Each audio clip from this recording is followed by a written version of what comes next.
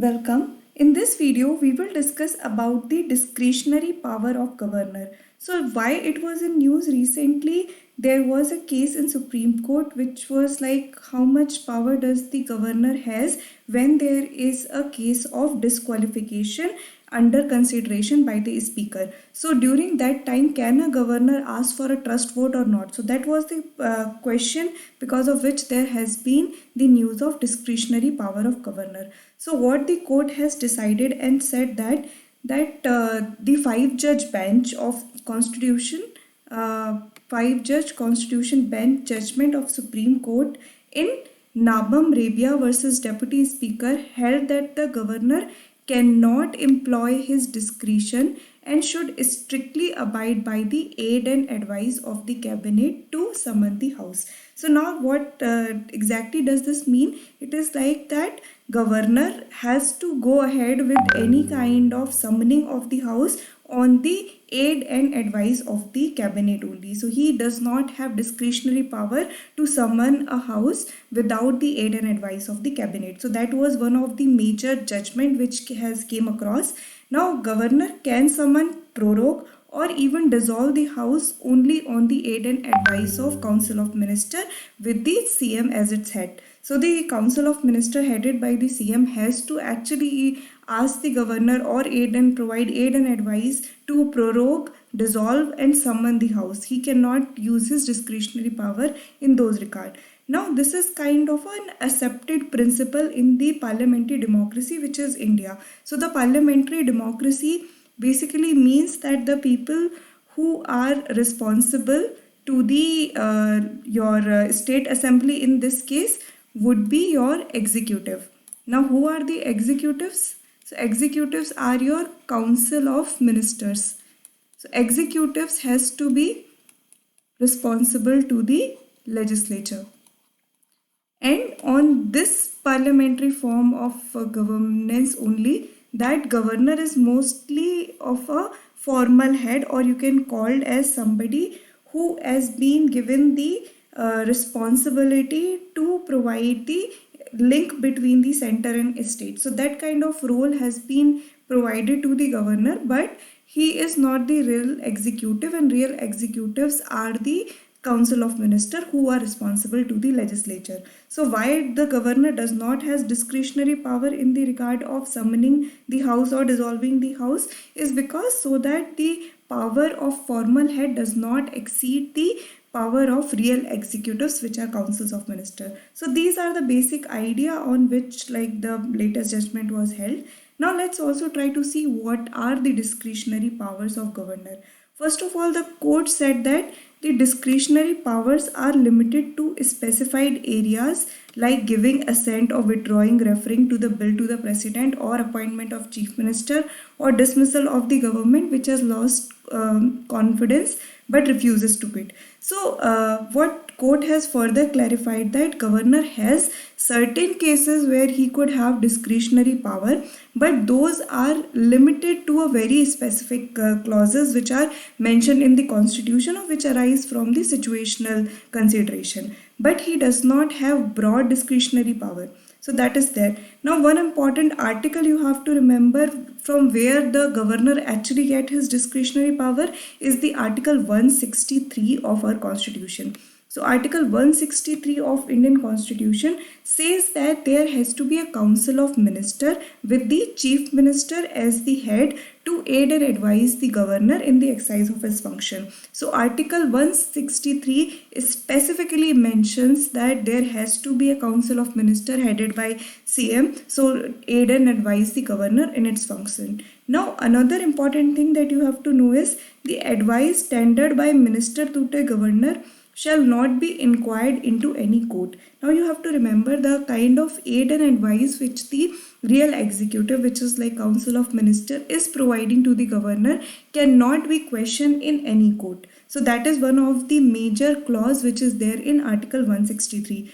Another important clause mentioned in article 163 is the decision of the governor in his discretion shall be final and cannot be questioned. So whatever decision the governor will take in his discretion, like the areas of giving the assent to the bill or recommending it for the president consent. So that kind of discretion is exercised by the governor, and his decision shall be final, that whether he wants to send it to the president, for example a bill which he considered should be sent to the president of India.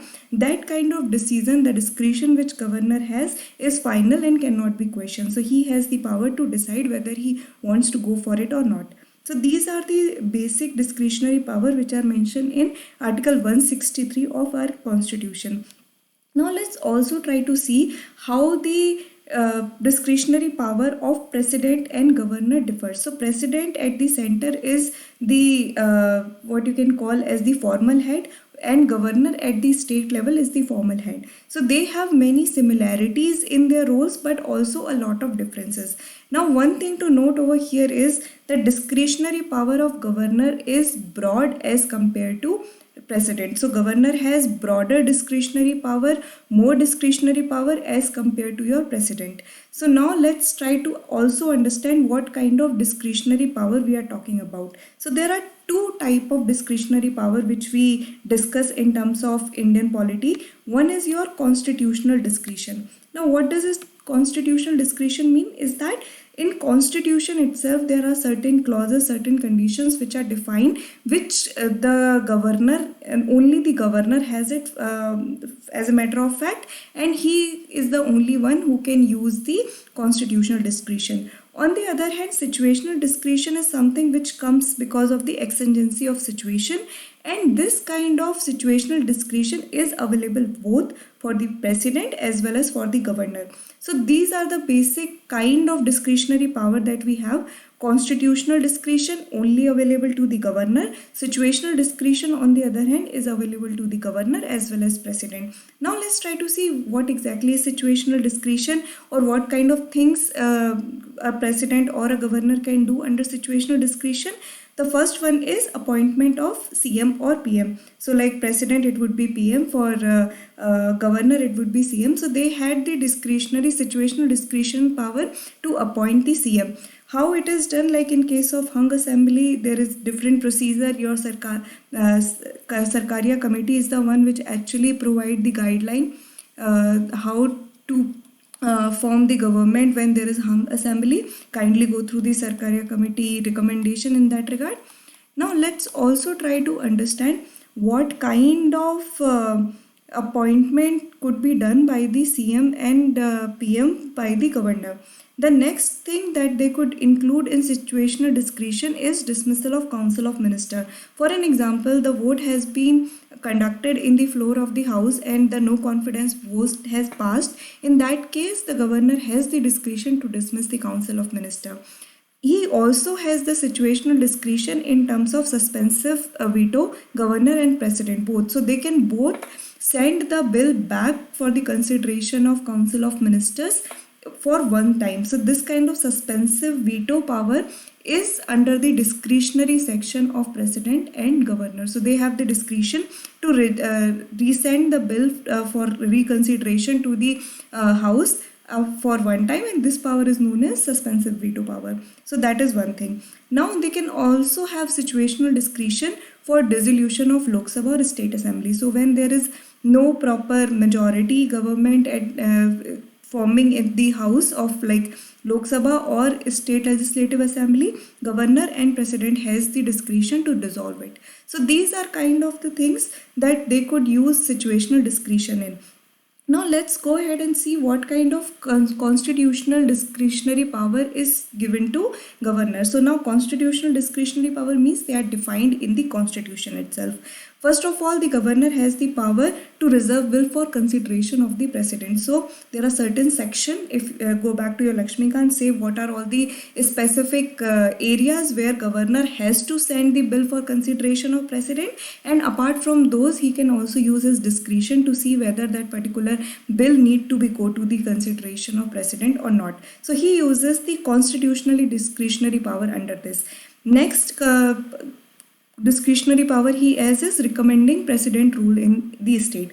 So the president's rule, the state emergency that could be imposed by the recommendation of governor, he can use his discretionary power in that regard. So he does not have to act on the aid and advice of the council of minister, but he can use his discretion to go ahead and recommend for president rule in a state. Now, next discretionary power he has is determining the amount payable by the government to the 6 scheduled areas, which is like your Assam, Tripura, Mizoram, Meghalaya. So these states, they have your tribal district council. So what kind of money the government has to pay as royalty for acquiring licenses for mineral exploration. So in these tribal region, in these tribal district council, the government has to pay some kind of royalty because they are going for the mineral exploration. So what is the amount that the government has to pay? That is also decided by the governor and his discretionary power.